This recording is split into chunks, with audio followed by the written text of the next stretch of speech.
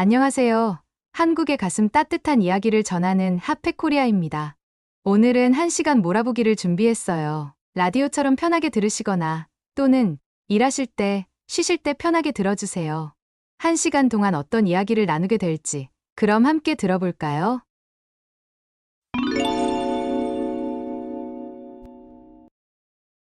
안녕하세요. 가슴 따뜻한 이야기를 전해드리는 핫팩코리아입니다. 구독과 좋아요를 눌러주시면 영상 제작에 큰 힘이 됩니다. 그럼 이야기를 시작해볼까요? 세계에서 가장 뛰어난 곳이 한국에 있다는 것을 알고 계신가요? 그곳은 바로 한국의 문화와 역사를 담은 인천국제공항입니다. 인천국제공항은 세계 최고 수준의 친절한 서비스와 효율적인 수화물 운반 처리 시설로 한국을 방문한 많은 외국인들에게 매년 좋은 평가를 받고 있는데요. 특히 전통 문화로 여행자들을 반기는 곳은 전 세계의 어느 곳에서도 본 적이 없어서 한국을 방문한 외국인들에게 문화적 감동을 선사한다고 합니다. 오늘 들려드릴 이야기는 이런 인천국제공항에서 겪은 충격적인 경험에 관한 것인데요. 도대체 무슨 일이 있었을지 함께 들어볼까요? 안녕하세요. 제 이름은 소피아예요. 캐나다 몬트리올에 살고 있는 20대 여성입니다. 여러분들은 캐나다에 대해 잘 아시나요? 캐나다는 산과 빙하에서 외딴 호수와 숲에 이르기까지 자연의 아름다움이 세계적으로 유례없는 곳입니다. 몬트리올은 알려지다시피 살기 좋은 도시로 저는 만족감을 느끼며 살아가고 있습니다. 솔직히 말해 자랑은 아니지만 저희 집은 캐나다에서도 부유한 편으로 제가 하고 싶은 것을 하면서 자유롭게 살아가고 있습니다. 저는 어렸을 때부터 공부에 관심이 없었다는 것을 알았고 아버지를 닮아 돈 계산이나 서비스직에 훨씬 능력이 있다는 것을 알게 되었습니다. 그래서 고등학교를 마치고 대학에 가지 않고 부모님의 사업을 이어받기 위해 열심히 배워가고 있습니다. 저희 부모님께서 하시는 사업은 캐나다 고속도로에 있는 휴게소를 운영하는 것인데요. 과연 휴게소 운영이 얼마나 돈이 되는 사업인지 궁금하실 텐데요. 저는 어릴 때부터 부모님이 일을 마치고 집에 오시면 돈을 세기 바쁘셔서 매일 1시간씩 함께 돈을 세야 할 정도로 현금 흐름이 좋은 사업으로 알려져 있습니다. 그 이유는 캐나다 고속도로를 이용하는 사람들은 여행객뿐만 아니라 일상적으로 도시간 이동을 하는 사람들도 많습니다. 그러다 보니 큰 화물차들은 고속도로에서 주유할 때마다 무조건 가득 채워야 하는 경우가 많고 휴게소 음식도 우리가 멀리서 가져와야 하는 특징이 있기 때문에 평균 가격보다 3배 정도 비싸게 받으며 팔고 있기 때문입니다. 그러다 보니 휴게소에서 파는 음식들의 수익이 기름 판매 수익보다 더 클 수밖에 없었습니다. 아버지께서는 사업이란 이런 것이라면서 세상에 나아가 큰 것을 보고 경험해봐야 사업을 할 수가 있단다라며 저에게 해외여행을 제안해 주셨습니다. 처음엔 혼자 가는 것도 두렵고 모든 것이 어색했지만 아버지의 조언대로 여러 나라를 여행해 보기로 결정했습니다. 미국과 유럽 등 선진국 중심으로 여행 계획을 세웠습니다. 그러나 저에게 가장 기억에 남는 여행은 마지막으로 다녀온 한국 여행입니다. 아마 한국에서 겪은 일은 평생 잊을 수 없는 경험일 거예요. 혹시 저와 비슷한 상황에 처하신 분이 계시다면 도움이 되실까 해서 이곳에 제 이야기를 적어봅니다. 제가 한국으로 가기 전에 프랑스 파리 국제공항에서 에어 프랑스라는 항공사를 탔었는데요. 30분이나 지연된 비행기는 오버부킹도 했고 서비스도 별로였습니다. 부모님의 돈으로 여행 중이었기 때문에 한 푼이라도 아껴보자 생각해서 에어 프랑스를 예약했지만 돈을 조금 더 보탰더라면 한국의 국적기인 대한항공 비행기를 타고 한국 직항 비행을 할 수 있었을 텐데 많이 후회가 되었습니다. 처음엔 몰랐던 사실이지만 에어프랑스는 지연이나 수화물 분실 등 문제가 많다고 알려져 있더라고요. 그래도 한국에는 무사히 도착할 수 있었습니다. 공항에 내려보니 인천국제공항은 정말 깨끗하고 넓었습니다. 저처럼 비행기에서 내리면 바로 화장실에 가시는 분들이 많으시죠? 저는 공항 화장실 문 앞에 가자마자 너무 놀라 그대로 굳어버렸습니다. 디지털 강국답게 화장실 문 밖에 전자판이 있고 안에 몇 명이 있는지 알려주며 심지어는 창고에서 다른 화장실을 찾으라며 안내도 해줬습니다. 캐나다의 치안은 세계적인 수준이며 G7 선진국인 미국과 나란히 함께하는 아메리카 대륙의 선진국으로서 불리지만 영토가 너무 넓어서 외진 곳은 아직도 위험하고 여행하기 좋은 환경이나 안전이 보장되지 않는 것이 현실이에요. 그래서 화장실에 들어가면 몇 명이 있는지 알려주는 전자판 같은 것은 상상도 못했는데요. 한국이 왜 디지털 강국인지 그리고 기술력과 국민들을 지킬 수 있는 안전한 국가라는 생각에 부러웠습니다. 보리를 다 보고 화장실에서 나와 인터넷을 켜보니 한국의 공항 와이파이 속도는 엄청 빨랐습니다. 공항 와이파이가 어디서든 잘 터지는 사실에 더 감탄했습니다. 조금 걷다 보니 벽걸이 TV를 하나의 작품을 만들어 공항에 온 모든 사람들을 반겨주는 것 같았습니다. 저는 짐을 찾기 위해 수색경과 함께 다니는 직원분에게 물었습니다. 제가 탄 비행기에서 수화물이 안 나왔는데 어디로 가야 하나요? 라고 물었더니 직원분은 저를 따라오세요. 라고 말하더니 저와 함께 기다리던 한국인 몇 명과 외국인들도 함께 수화물 분실센터로 가게 되었습니다. 수화물 분실센터에서 저는 상황 설명을 했고 제 비행기 표와 여권을 확인하시더니 프랑스 파리에서 짐을 제대로 싣지 않았네요. 한국에 짐이 도착하지 않았으니 작성지의 수화물 정보를 적어주세요. 라고 말해주셨습니다. 저는 정말 당황스러웠고 화까지 났습니다. 에어프랑스는 시위를 자주 하는 항공사로 유명했는데 짐이 분실되거나 심하면 비행기가 취소되는 일까지 있었습니다.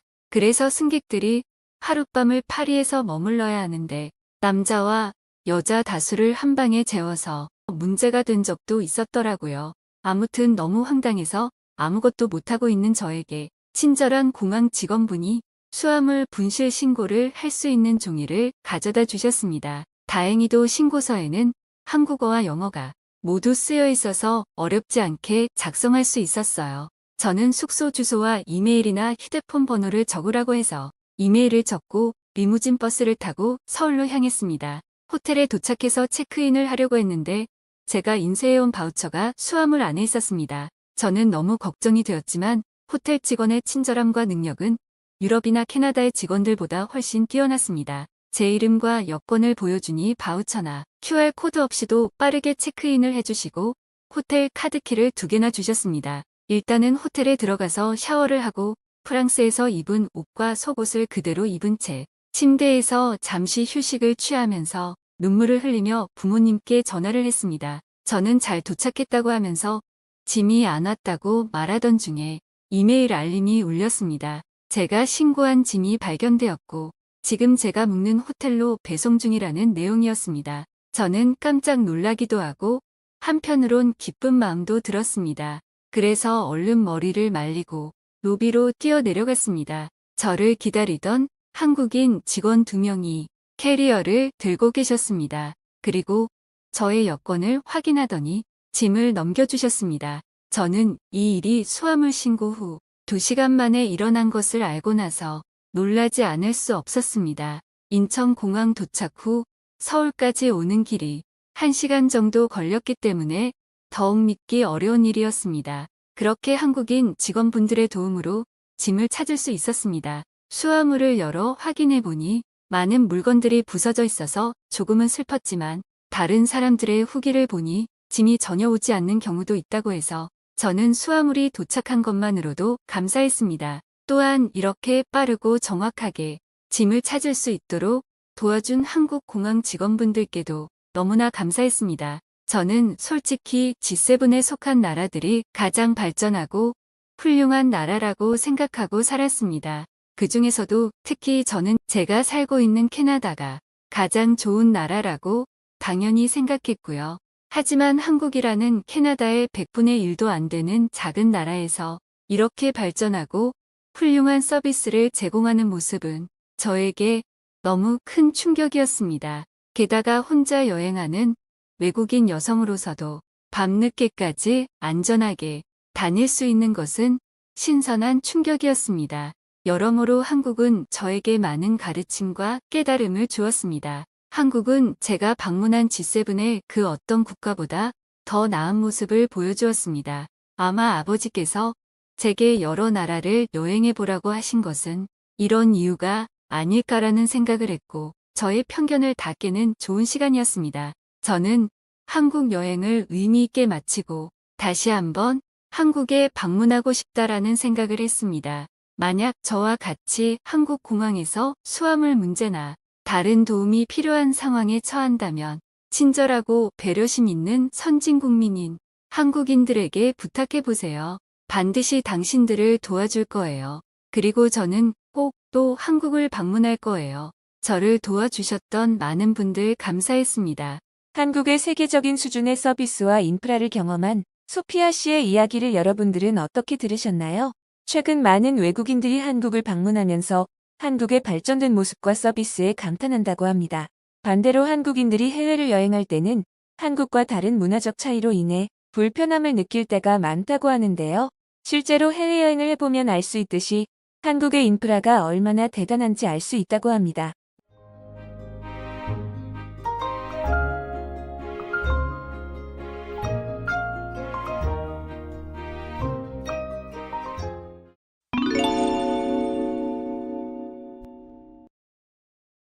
사람에겐 살면서 꼭 필요한 세 가지가 있습니다.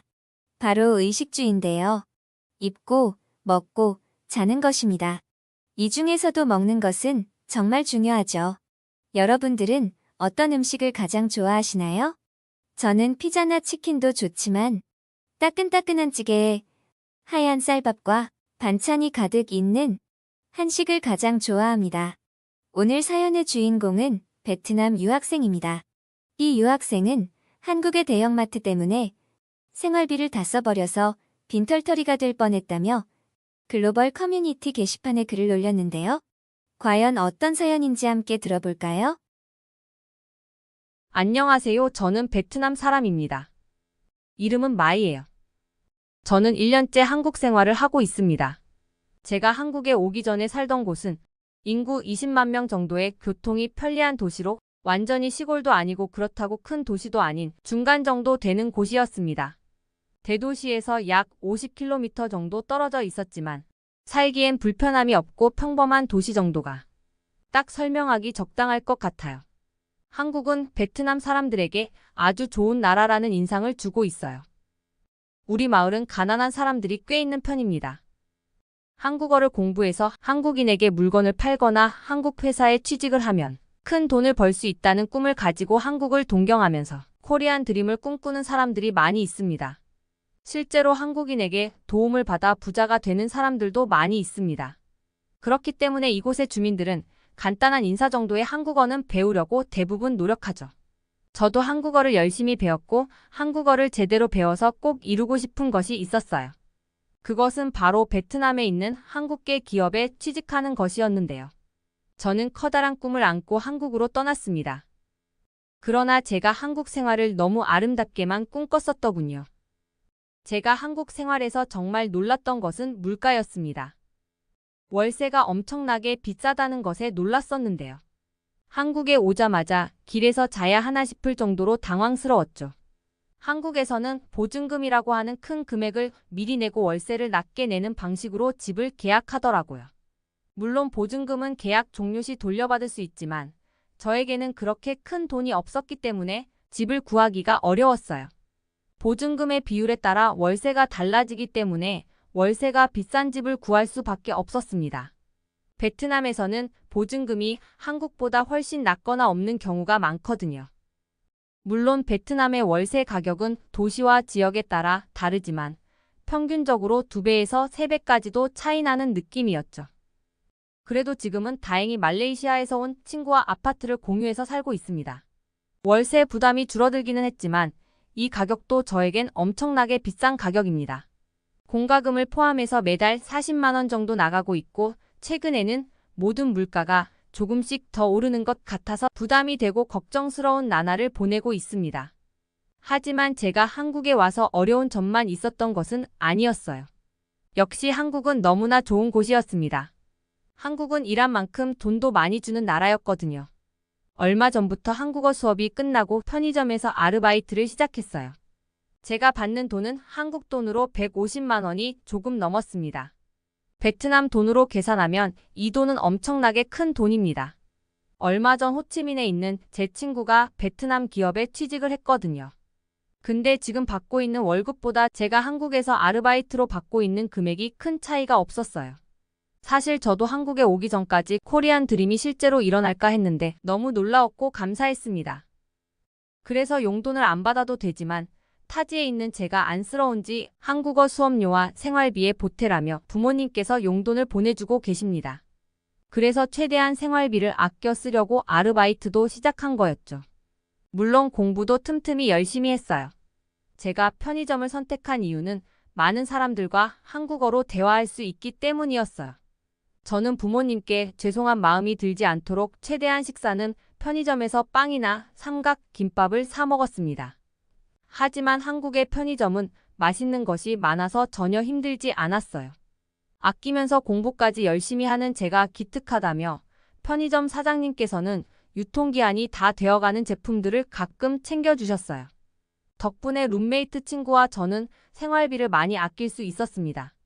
하지만 저의 소비 패턴은 한국의 대형 마트를 알게 되면서 모든 것이 바뀌게 되었습니다. 한국의 대형 마트는 저에게 애증의 공간이에요. 저를 빈털터리로 만들 뻔했던 공간이거든요. 하지만 동시에 한국의 대형 마트가 없었더라면 아마 전 한국에 적응하지 못했을 것 같아요.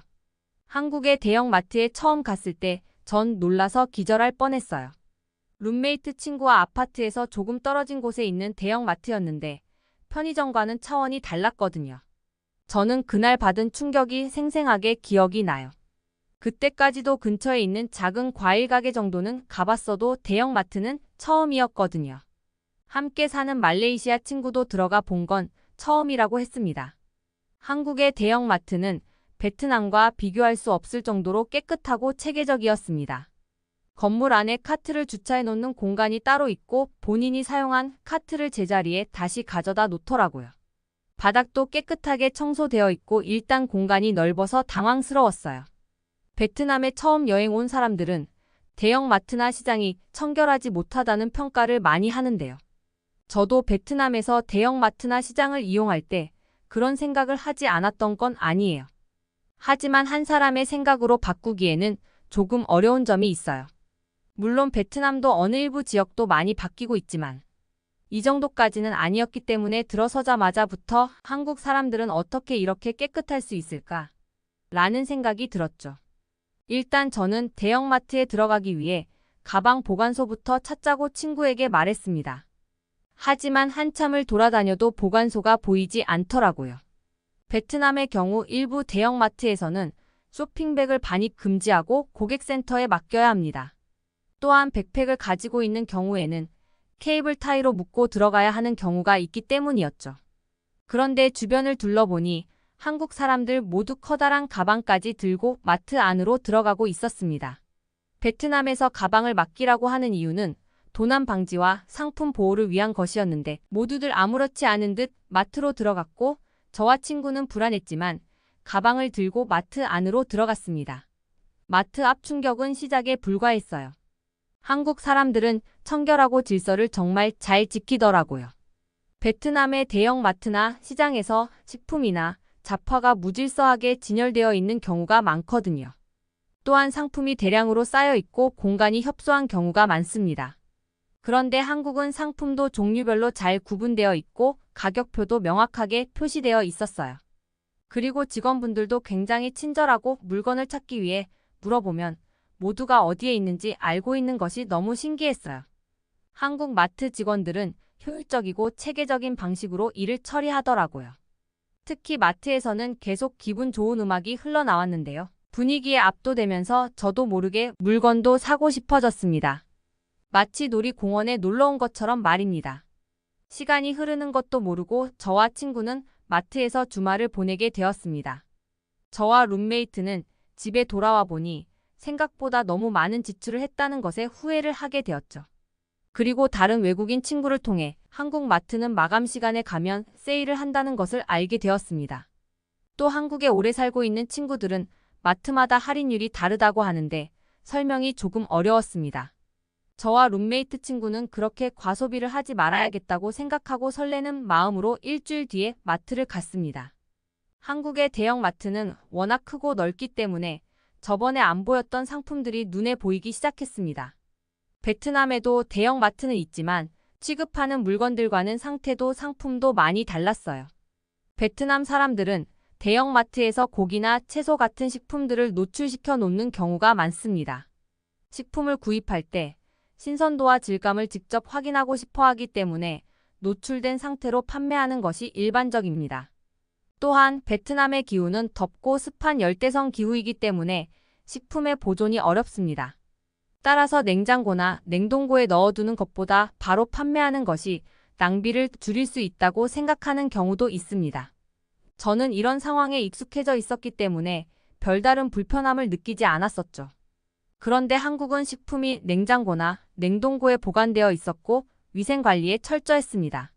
그리고 다양한 종류의 신선식품을 판매하고 있었습니다. 과일, 채소, 육류, 수산물, 냉동식품 등 다양한 상품의 풍부함과 품질에 감탄했습니다. 과일들은 크기와 모양도 비슷하고 윤기가 나면서 상태까지 좋고 시식을 해보니 심지어 너무 맛있었어요. 어떤 야채의 가격들은 호치민에 있는 야채들과 비슷한 가격도 꽤 많이 있었습니다. 유학생인 제가 사 먹기에 부담스럽지 않은 가격대였습니다. 더 이상 가난하게 매일 저녁을 삼각김밥으로만 채우지 않아도 된다는 사실에 우리는 감동적이었습니다. 고기 코너에서는 닭고기, 소고기 등 고기들을 부위별로 판매하더라고요.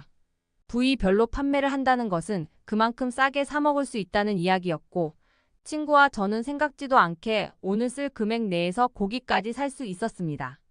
베트남에서는 소나 돼지고기의 경우 가슴살이나 허벅지 살 정도 두 가지로만 나누고 덩어리 단위로 판매를 하는데 싼 가격에 조금씩 살 수 있어서 훨씬 좋았습니다.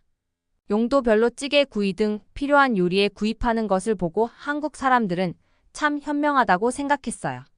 그래도 가장 놀랐던 코너는 반찬 코너였어요. 반찬부터 찌개용 재료와 각종 도시락 등 온갖 종류의 음식들이 사방에서 좋은 냄새를 풍기고 있었어요. 편의점 도시락에도 감동을 했었지만 이곳의 스케일은 수준이 달랐습니다. 가격도 편의점보다 훨씬 저렴했습니다. 정말 모든 반찬을 다 사고 싶었습니다. 마감 시간이 가까워질수록 계속 할인 스티커를 붙여서 더 싸게 살 수 있는 반찬들이 많았습니다. 안 사면 손해보는 것만 같은 기분이 계속 들었습니다. 분명히 사려고 했던 물건이 아닌데 자꾸 담게 되는 것 같아 넣었다 뺐다를 반복하게 됐습니다. 생각했던 것보다 훨씬 많은 물건을 담게 됐고, 휴, 이제 끝났구나 싶었을 때쯤 과자 코너를 발견하게 됐습니다. 이곳은 정말 신세계였습니다. 한국의 과자는 베트남에서도 유명합니다. 편의점에서도 한국의 과자를 지나칠 수 없어 몇 번 사 먹었는데 여기에서는 어떤 과자는 절반보다도 더 싸게 살 수 있었습니다. 머리가 어지러웠어요. 이쯤이면 아시겠죠? 정해진 예산을 이미 초과한 상태였기 때문에 슬프지만 룸메이트 친구와 저는 정신을 차리기로 했어요. 그리고 다음 달 월급이 나오면 마트에 와서 과자부터 사기로 약속을 했습니다. 우리의 마트 쇼핑은 충격적으로 환상적이었습니다. 점점 마감 시간에 맞춰서 가면 엄청나게 할인된 가격으로 반찬을 살 수 있다는 것을 알게 되었고, 시식 코너의 부활로 즐겨볼 기회도 생기게 되었죠. 정말 신세계였습니다. 직접 해먹는 재미를 느끼는 대신 그만큼 과자도 사서 낭비도 심해지는 것이 문제였지만, 그래도 매주 주말마다 친구와 먹는 즐거움과 행복을 기다리며 더욱 공부도 열심히 하고 아르바이트도 하면서 한국 생활을 즐기고 있어요. 정말 한국의 대형 마트는 최고의 공간이에요. 돌아다니다 보니 신기한 코너를 발견했어요. 바로 애완동물 용품 코너가 엄청 크게 보였습니다. 저는 애완동물 용품이 마트에 있는 것을 보았을 때 깜짝 놀랐습니다. 베트남에서는 애완동물을 기르는 문화가 잘 발달되지 않았기 때문입니다. 최근 점점 많아지는 추세여서 저도 기르고 싶다는 생각을 해본 적은 있지만 한국은 차원이 달랐어요. 저는 한국 사람들은 애완동물을 가족처럼 사랑하고 돌보는 것 같다고 생각했습니다. 그러다 문득 고향에 있는 가족이 생각났습니다. 내가 불편하게 생각했던 것들을 다른 사람들은 정말 아무렇지도 않게 생각했을까? 아니면 익숙해져서 모르는 걸까? 작은 도시에 한국 대형 마트들이 들어온다면 얼마나 편리하고 좋을까? 라고 생각했죠. 가장 크게 와닿았던 건 바로 결제 시스템이었어요. 한국의 대형 마트에서는 모바일 결제라는 것을 이용하더라고요. 그리고 젊은 고객층뿐만이 아니라 모든 사람들이 최신 기술에 익숙한 듯이 보여서 신기했습니다. 베트남에서는 모바일 결제가 잘 활성화되지 않았기 때문입니다. 저는 모바일 결제를 보면서 한국 사람들은 최신 기술에 빨리 적응하고 활용하는 것 같다고 생각했습니다. 저는 앞으로도 한국에서 살면서 다양한 경험을 하고 발전하는 사람이 되는 꿈을 가지게 되었어요. 그리고 베트남의 작은 도시에도 한국의 대형 마트가 생겨서 많은 아이들이 이런 것들을 보고 자라서 꿈을 가지게 되었으면 하는 바람입니다. 제가 한국에 계속해서 살 수 있을까요? 요즘 저의 가장 큰 고민이에요. 그래서 오늘도 저는 열심히 공부하려고 합니다. 한국 마트에서 장 볼 때 할인받을 수 있는 좋은 비법 같은 것이 있을까요? 생활비를 조금 더 아끼고 싶은데 방법을 모르겠어요.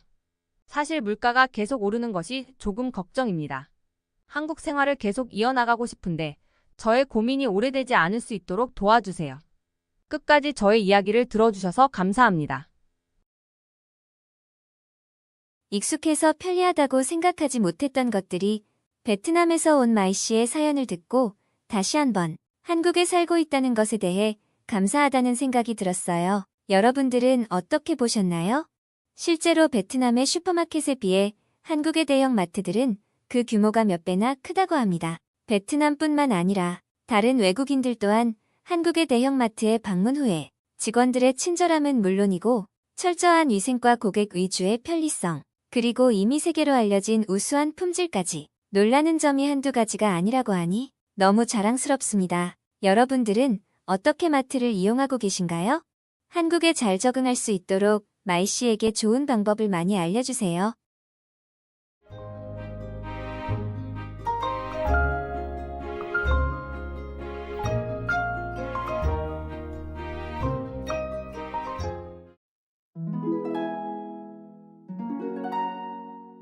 한국 사람들은 길가에 놓인 물건을 발견하면 꼭 주인에게 돌려주려고 합니다. 이건 상식적이고 당연한 일이라고 생각하는데요. 하지만 외국에서는 이런 일을 자주 볼 수 없다고 합니다. 오늘 들려드릴 이야기는 한국에서 동전 지갑을 잃어버리고 곤란한 처지에 빠졌던 미국 여성의 이야기입니다. 그녀는 바닥에 흩어진 동전을 마구잡이로 줍는 한국인들을 보고 절망했다고 하는데요. 그러나 곧 한국인들이 보여준 행동에 그녀는 깜짝 놀랐다고 합니다. 과연 그녀가 겪은 일은 무엇일까요? 미국 여성의 이야기입니다. 안녕하세요. 저는 미국에서 살고 있는 올리비아예요. 저는 성공한 사업가입니다. 제가 하고 있는 사업은 계속해서 성장하고 있어요. 하지만 전 그것만으로 만족하지 못했습니다. 언제나 새로운 기회를 찾고 저의 지식과 능력을 키우기 위해 항상 열심히 살고 있습니다. 그래서 전 중국 시장에 대해 알아보기 시작했어요. 그런데 거기서 겪은 일들 때문에 아시아 전체를 신뢰할 수 없게 되었죠. 하지만 아시아의 한 국가인 한국을 방문하게 되었고 제 생각이 잘못되었다는 걸 알게 되었어요. 중국과 가까운 나라였고 너무 작은 나라라 별것 아니라 생각했는데 전혀 그렇지 않았거든요. 한국이라는 나라로 여행을 가려면 제 경험이 조금이나마 도움이 될 거라 전 확신합니다. 우선 사업을 확장하려면 다양한 방법으로 정보를 수집하고 분석해야 합니다. 저는 아시아로 진출하고 싶다는 생각이 들었고 중국 시장에 큰 가능성을 발견했습니다. 중국은 인도처럼 세계에서 가장 많은 인구를 가진 나라예요. 제가 하는 사업은 사람들을 대상으로 하는 사업이었습니다. 당연히 인구가 많은 중국은 저에게 새로운 기회의 장소였습니다. 여러 자료를 찾아보다 직접 가보는 게 좋겠다고 결정했습니다. 중국 출장을 준비했습니다. 중국으로 출발하기 전 짧았지만 중국 문화와 관습에 대해 배우려고 했습니다. 저는 중국에 가기 전에 중국어를 열심히 공부했어요. 그리고 중국에서의 비즈니스를 위해 필요한 준비도 병행했습니다. 중국 시장을 조사하고 현지 파트너들과 연결하고 중국의 문화와 통신 방식 등을 알아보았습니다.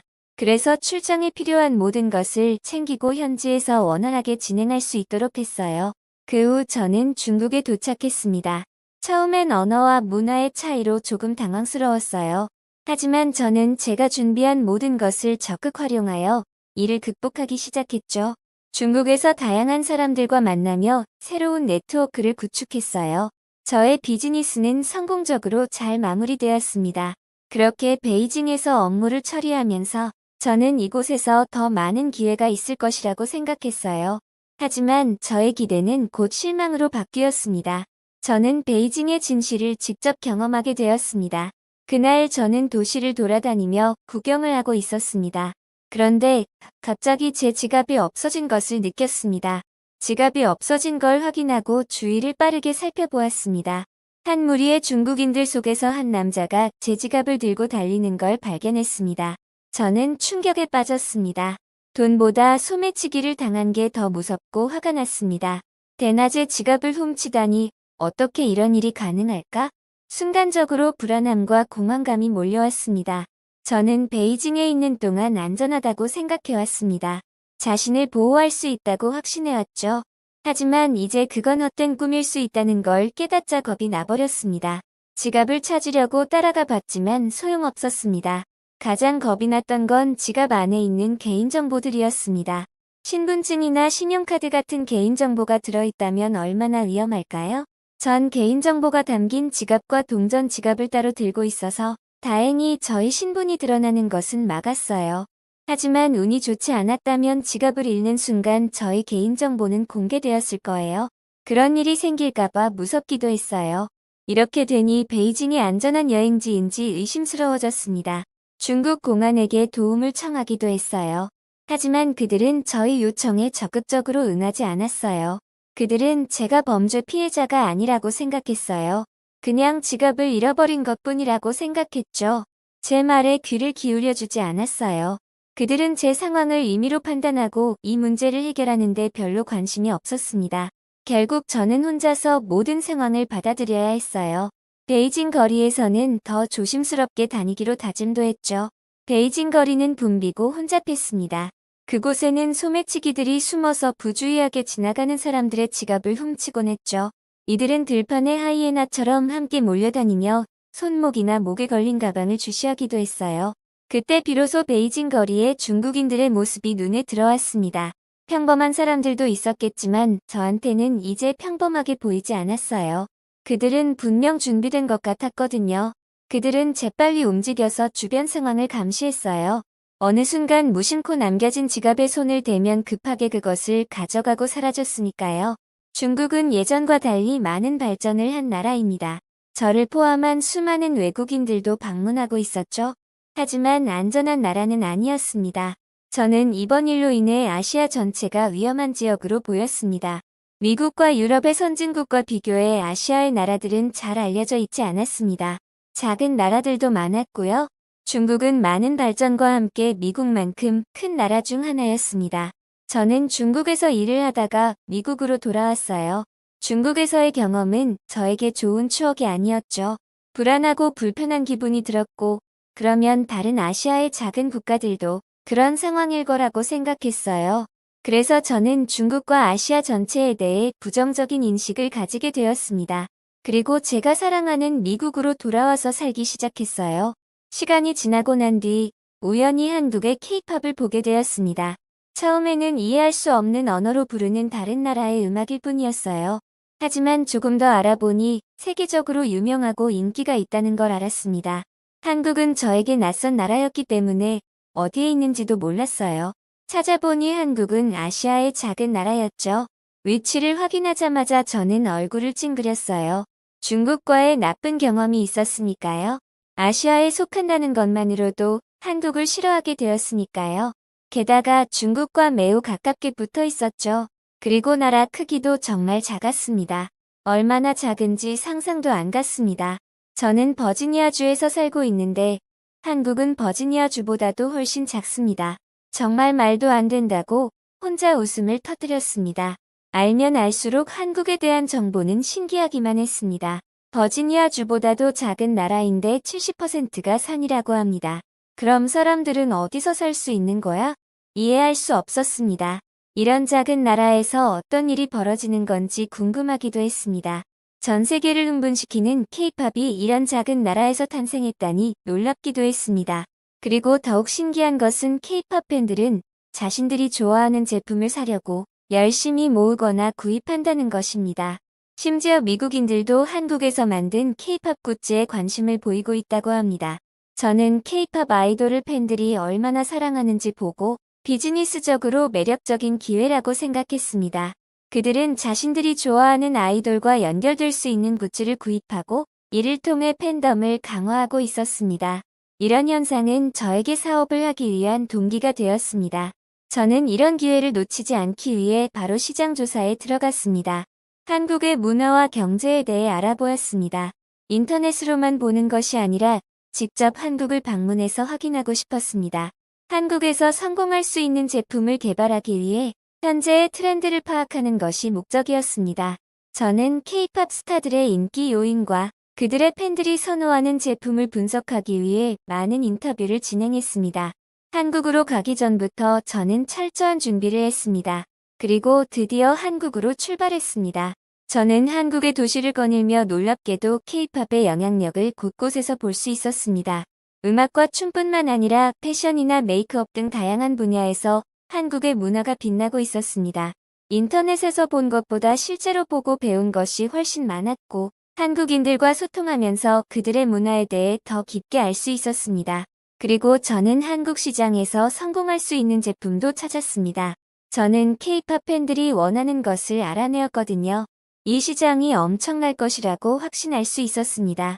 저는 제가 발견한 제품을 만들어서 한국 시장에 진출하기 위해 상세한 계획을 세우기 시작했습니다. 저는 이제 한국 시장에서 일어나는 일들에 대해 더욱 관심 있게 되었습니다. 하루 종일 일하고 호텔로 돌아오면 K-팝 문화와 관련된 소식을 찾아보고 남은 시간에도 한국인들과 얘기하며 상품 개발에 열중했습니다. 미국에서는 경험할 수 없던 다양한 것들을 하면서 새로운 비즈니스 가능성을 실현하기 위해 최선을 다했습니다. 그렇게 한국에서의 여정은 예상보다 빨리 지나갔습니다. 한국의 다양한 문화를 체험하고 한국 사람들의 일상을 관찰하면서 여기저기 누비고 다녔죠. 어디든 가고 싶은 곳은 쉽게 갈 수 있었던 건 훌륭한 대중교통 덕이었습니다. 한국은 대중교통이 정말 발달한 나라였어요. 한국에 오기 전에 방문했던 중국과는 비교도 안 되었죠. 제가 태어난 미국과도 차원이 달랐어요. 미국에서 대중교통을 이용할 때마다 불만스러웠습니다. 시간표가 맞지 않고 좌석이 불편하고 차량이 북적거리는 등 대중교통 이용이 번거로웠죠. 하지만 한국은 다르더라고요. 지하철을 탈 때마다 깔끔한 시설에 감탄할 수밖에 없었습니다. 그리고 정시에 도착한다는 것도 정말 인상적이었습니다. 편안한 좌석과 넓은 차량은 한국 사람들이 출근하고 퇴근하는 시간대를 제외하면 언제든지 편안하게 이용할 수 있었습니다. 출근 시간대가 그렇게 혼잡할 줄 몰라서 일찍 나왔다가 지하철에 못 타겠다고 생각해서 지금도 잊을 수 없는 기억으로 남아 있습니다. 그때 지하철역 의자에 앉아서 사람들을 보면서 한국 사람들은 정말 대단하다고 생각했습니다. 그렇게 혼잡한 상황에서도 서로를 배려하며 기다리고 승차하는 모습들이 신기하기도 하고 멋지기도 했습니다. 복잡하지만 위험하지 않았고 보이지 않는 질서가 있는 것 같았습니다. 미국에서는 볼 수 없는 이런 경험들을 즐기면서 한국 문화에 대해 더 깊게 알아갔습니다. 제가 한국에서 모든 계획을 세우고 실행하는데 지하철은 정말 큰 역할을 했습니다. 제가 상상했던 것보다 서울은 매우 발전되고 현대적인 도시였습니다. 저는 한국의 아름다움에 반해버렸습니다. 한국은 전통적인 문화 역사와 현대의 도시를 모두 즐길 수 있는 나라로 지하철만 있으면 어디든 갈 수 있었습니다. 한국에서의 시간들은 정말 재미있었습니다. 음식과 문화를 만끽하며 새로운 친구들도 많이 사귀었습니다. 저는 한국인들과 소통하며 다른 문화와 역사를 배우고 새로운 경험을 얻어갔습니다. 이런 경험을 통해서 세상에는 다양하고 아름다운 것들이 많다는 것을 알게 되었어요. 저의 놀라운 경험은 여기까지가 아니었습니다. 그날도 전 지하철을 타려고 역사로 빨리 걸어가고 있었어요. 갑자기 반대편에서 온 사람과 실수로 어깨가 부딪혔습니다. 그때 제 주머니에 있던 동전 지갑이 툭 하고 바닥에 떨어졌습니다. 저는 당황스러웠습니다. 음료수를 산 후에 동전 지갑 지퍼를 제대로 닫지 않았던 거였죠. 바닥에 떨어진 동전 지갑은 열려 있었고 동전들이 흩어져 나갔습니다. 제 눈은 커졌습니다. 어깨가 부딪힌 한국인은 죄송하다는 듯한 제스처를 하면서 가던 길을 계속 갔습니다. 그러다가 동전이 떨어진 소리에 뒤돌아보았습니다. 그리고는 멈추고 급히 바닥으로 내려앉았습니다. 한국인이 제 동전을 줍기 시작한 거였죠. 그녀만이 아니라 다른 한국인들도 자신들 앞으로 굴러온 동전을 그냥 내버려 두지 않았습니다. 마치 잭팟을 터트린 듯이 모두 앉아서 동전을 줍고 있었습니다. 저는 매우 기분이 나빠졌고 당황스러웠습니다. 분명히 제 것인데 말이죠. 그들은 제가 주인인지 모르는 건지 상관하지 않았습니다. 오히려 한국인들은 자신과 멀리 있는 동전도 줍기 위해 가더라고요. 저는 침착하자며 스스로를 진정시켰습니다. 괜찮아. 내가 흘린 거니까 다음부터 조심하자. 베이징에서 소매치기를 당한 적도 있는 저는 이 정도로 놀랄 필요 없다고 생각했습니다. 오히려 내 주머니에서 훔친 게 아니라 내가 바닥에 놓친 동전을 가져간 거니까 이해할 수 있다고 생각했습니다. 하지만 전 여기서 예상치 못한 경험을 하게 되었습니다. 마치 금광을 발견한 듯 열심히 내 동전을 줍던 한국인들은 사실 저를 위해 동전을 줍고 있던 것이었습니다. 저에게 동전을 다 건네준 한국인들은 마치 당연한 일처럼 저를 찾아왔어요. 그리고는 바닥에 떨어뜨렸던 동전을 저에게 건네주었습니다. 감사함과 놀라움이 한꺼번에 몰려오는 순간이었습니다. 한국인들은 바닥에 놓인 돈을 가져가려는 생각은 전혀 없었어요. 오히려 제가 곤란해질까봐 자발적으로 나와서 저를 도와줬죠. 저는 계속해서 감사의 말을 반복하며 도와준 한국인들에게 고마워했습니다. 그런 저를 보고 웃음 짓던 한국인들은 동전을 전달하고 본래 가던 길로 이어서 갔어요. 저는 믿기지 않는 경험에 멍하니 서 있었습니다. 한국인의 친절함이 인상적이었고 그들은 아시아의 나라 중 중국만 알고 한국도 비슷할 거라고 생각했던 제 자신이 부끄러웠습니다. 한국인들은 자신들의 문화와 관습을 매우 자부심 있게 여긴다는 것을 나중에 깨달았습니다. 타인에게 배려하는 것이 습관이 된 한국인들은 외국인인 저도 친절하게 대해주었습니다. 그리고 기본적으로 한국인들은 다른 사람의 물건을 훔치는 것을 매우 싫어합니다. 많은 사람 속에서 동전을 훔쳐가도 모를 텐데 그들은 제가 잃어버린 동전을 되돌려주기 위해 자신의 시간까지 할애하며 저를 도와주었습니다. 저는 미국과 중국 외에도 여러 나라를 방문해봤지만 이런 나라는 처음 겪어봤습니다. 한국인들의 친절함과 다정함 그리고 높은 시민의식은 저에게 큰 영감이 되었습니다. 지금은 미국으로 돌아와 상품 만들기에 열중하고 있습니다.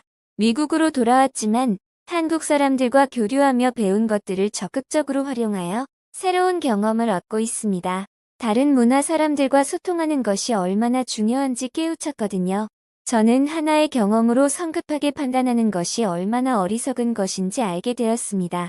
따뜻한 추억과 학습의 기회를 준 한국에 감사합니다. 한국인의 친절한 모습에 감동한 미국 여성 올리비아 씨의 이야기였습니다.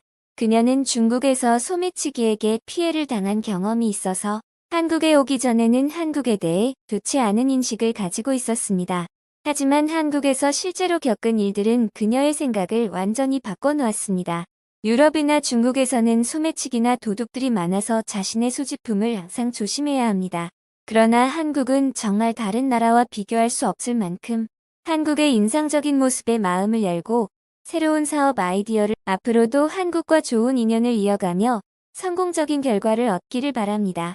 여러분은 어떻게 생각하시나요? 올리비아 씨에게 한국에서의 경험으로 아시아에 대한 편견을 깨고 용기 내서 도전할 수 있도록 응원과 격려의 댓글을 남겨주세요.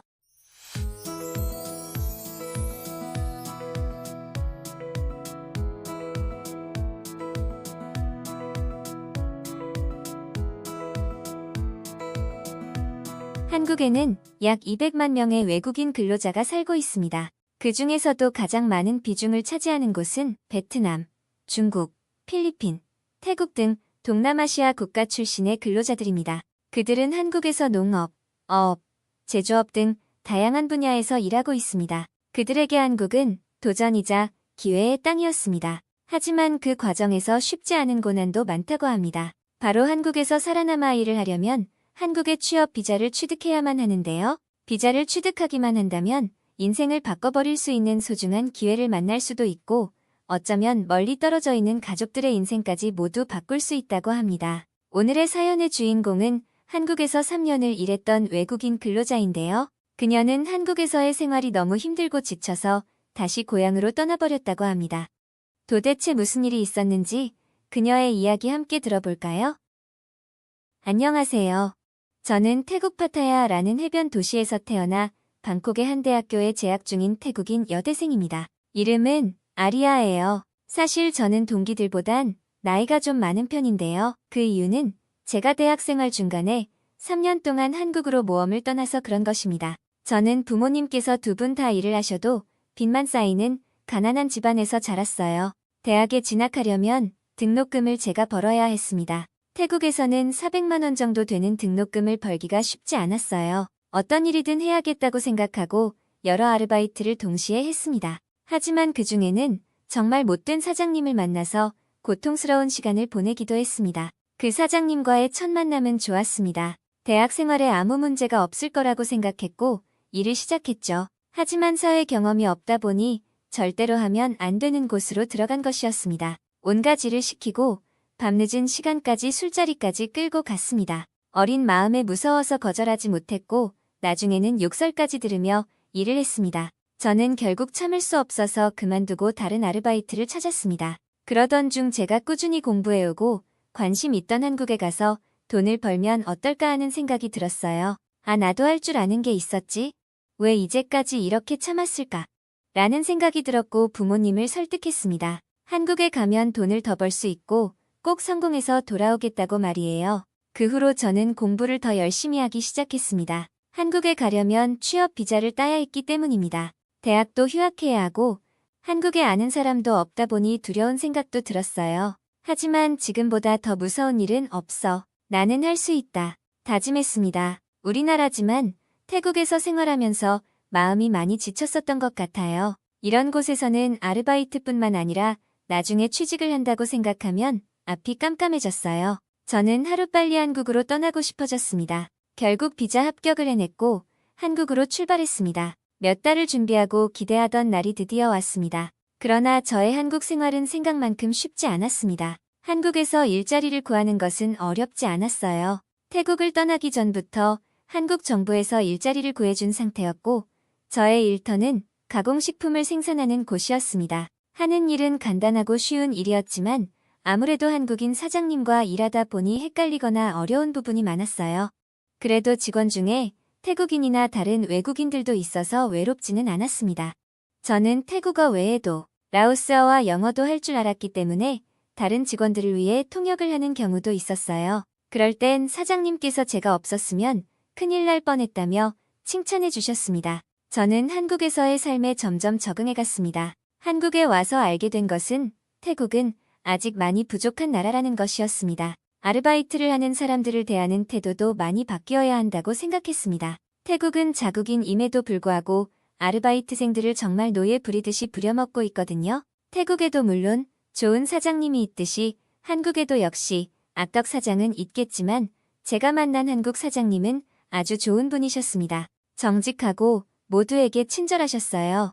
월급은 항상 제때 주셨고 외국인이라고 차별하지도 않았죠. 사장님은 가끔 주말에 직원들을 데리고 꽃구경을 가거나 맛있는 것을 사주실 때는 우리를 직원이 아니라 가족이라고 생각하는 것 같은 느낌을 받았습니다. 저는 그런 사장님께 정말 고맙다고 생각했습니다. 하지만 행복은 오래가지 못했어요. 한국에서 열심히 일을 하며 돈을 벌고는 있었지만 또 한편으로는 제가 불쌍하다는 생각이 들기 시작했거든요. SNS를 보면 저를 빼고 태국에 있는 친구들은 모두 잘 지내고 있는 것 같았습니다. 학교를 다니거나 연애도 하면서 청춘을 보내고 있는데 가장 예쁘고 즐길 나이에 가난한 가정 형편 때문에 멀리까지 와서 왜 이 고생을 하고 있는지 이런 제 모습이 애처로워 보였습니다. 친했던 친구 중에 한 명은 일찍 결혼해서 아이도 낳고 행복한 모습을 SNS에 올리고 있었습니다. 그 모습을 매일같이 보면서 부러워하는 제 모습이 너무 안타까워 보였습니다.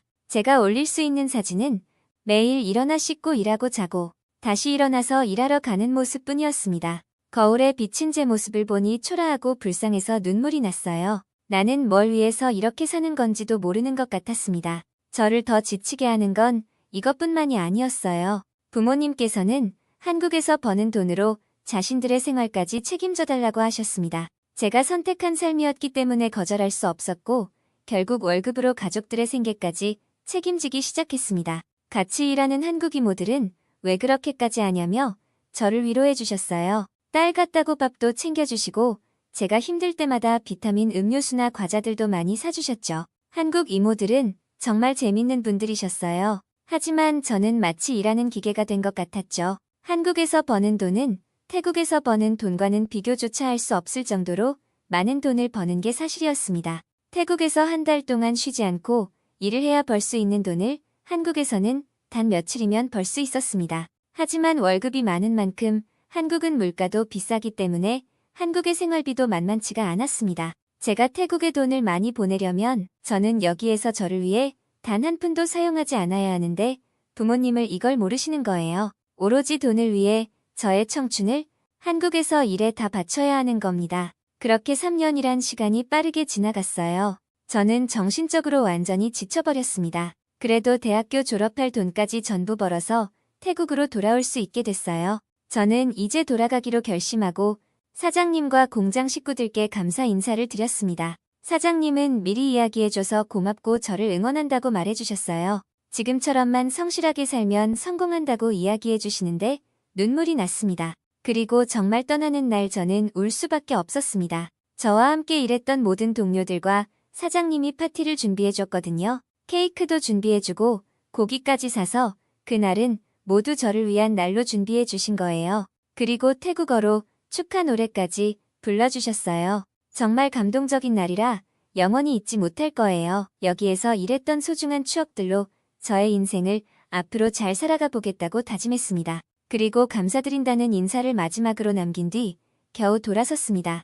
태국으로 3년 만에 돌아온 저는 너무 놀랐습니다. 한국에 오래 있었던 것도 아닌데 이곳은 마치 처음 와본 느낌이었어요. 한국 생활에 적응을 한 건지 태국이 변한 건지 낯설다는 느낌을 받았습니다. 시설이 노후된 곳부터 위생의 문제도 많아 보였어요. 태국에 돌아오고 제가 한국에서 3년 동안 하루도 쉬지 않고 일을 했지만 그때의 제 처지가 가장 좋았다는 것을 깨달았습니다. 한국에서 돈을 벌고 생활하면서 힘들다고 투정만 했는데 제가 그동안 엄청 호강하고 있었다는 사실을 왜 이제야 알았을까요? 친구들은 매번 힘들다고 투정을 부리더니 아주 예뻐져서 돌아왔다고 했습니다. 전 정말 깜짝 놀랐어요. 정말 친구들의 피부나 표정만 봐도 저의 상태가 가장 좋았거든요. 제가 한 것은 그저 한국에서 생활하며 건강한 채소나 한국 음식을 먹었던 것뿐인데 유독 친구들보다 피부가 눈에 띄게 환하고 좋아 보였습니다. 심지어 한 친구는 한국의 물이 좋았던 게 아닐까 라며 그 비법을 알려달라고 했습니다. 어쩌면 한국의 화장품을 쓰고 한국 사람들을 많이 보다 보니 미모의 기준이 달라졌을 수도 있습니다. 지금도 화장을 할 때면 한국의 유튜버들을 보며 화장법을 공부하고 있거든요. 그래서 태국에 올 때 한국에서 쓰던 화장품들을 많이 구매해서 왔었습니다. 그러자 제 친구들은 너도 나도 한 번만 써보자고 달려들었어요. 저는 그런 친구들에게도 한국에서 배운 것들을 공유해주고 싶었습니다. 저는 친구들에게 화장법뿐만 아니라 한국의 문화나 음식, 음악, 드라마 등에 대해서도 많이 이야기해 주었습니다. 친구들은 저를 부러워했고 점점 더 한국에 대해 알고 싶어 했습니다. 물론 한국의 문화가 많이 알려지고 좋아하는 친구들도 있지만 아직 일부였어요. 그러다 제가 부러워했던 친구가 고민을 털어놓았습니다. 아이를 돌봐야 하는데 남편이 벌어오는 것만으로는 턱없이 부족하고 대출을 받아서 요즘 힘들다고요. 그리고 또 다른 친구는 교통비가 없어서 학기 말에는 자전거를 타고 다녀야만 했다고 말하더군요. SNS에서 제가 부러워했던 친구들이 사실은 태국에서 결혼도 하고 학교도 잘 다니고 있는 것처럼 보였지만 그들 역시 생활고에 시달렸다고 했습니다. 그 상황이 혼란스럽기도 하고 당황스러웠어요. 남들은 직장 다니거나 결혼해서 애도 있는데 나만 홀로 외롭게 가족 생계를 책임지면서까지 일을 하는 게 원망스러웠거든요. 세상이 나만 힘들게 하는 것 같고 나만 차별하는 것 같은 기분이었는데 다시 태국에 돌아와서 보니 그들 중 가장 성공한 사람이 되었다는 사실이 말입니다. 그동안 저처럼 많은 돈을 모은 사람도 없었고 말이죠. 전 그 뒤로 만족하고 안주하지 않았어요. 한국에 감사하는 마음으로 다시 공부를 시작했습니다. 물론 동기들보다는 나이가 많은 편이지만 한국에서 있었던 경험 때문에 학교에서 소외되지 않고 잘 적응해가고 있습니다. 그리고 어디를 가나 한국에서의 경험은 처음 만난 그 누구라도 저에게 관심을 가지며 친구가 되길 원합니다.